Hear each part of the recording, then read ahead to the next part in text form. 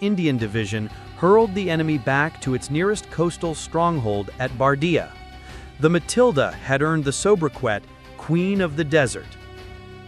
46 direct hits. By the end of December 1940, O'Connor was again keen to use the Matildas of 7th RTR to attack Bardia, this time with Australian infantry of the 6th Australian Division. Western Desert Force was redesignated XIII Corps officially on January 1, 1941. On January 3, 1941, a contingent of Matildas, accompanied by Australian infantry making their combat debut in World War II, advanced as Italian artillery was completely unable to halt the infantry tanks. One Matilda commander described the state of his armored vehicle after storming the Italian coastal fortress with the comment, "Anything breakable, radio aerials, water cans, lights, etc., had vanished, and evidence of no less than 46 direct hits, which says a lot for the Matilda." On January 5, a set-piece attack with tanks and artillery was launched on the remaining Italian positions at Bardia.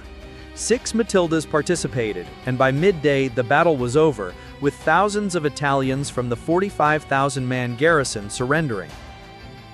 In mid-January, the Italian defenses at the major Libyan port city of Tobruk were the last challenge for the Matildas of the 7th RTR.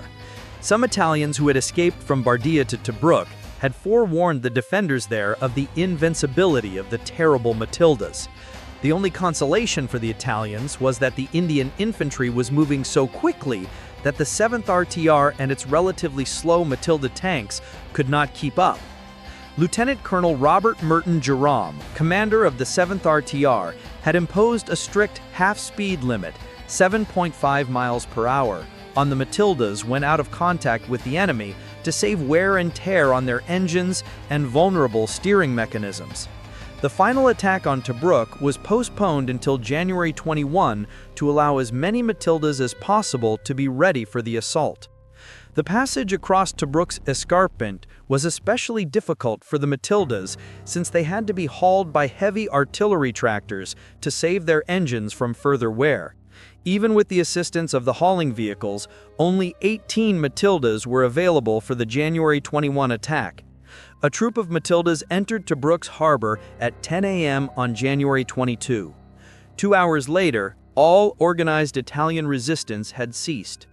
The 7th RTR's Matildas, after traveling an average of 1,200 miles, had to be withdrawn by both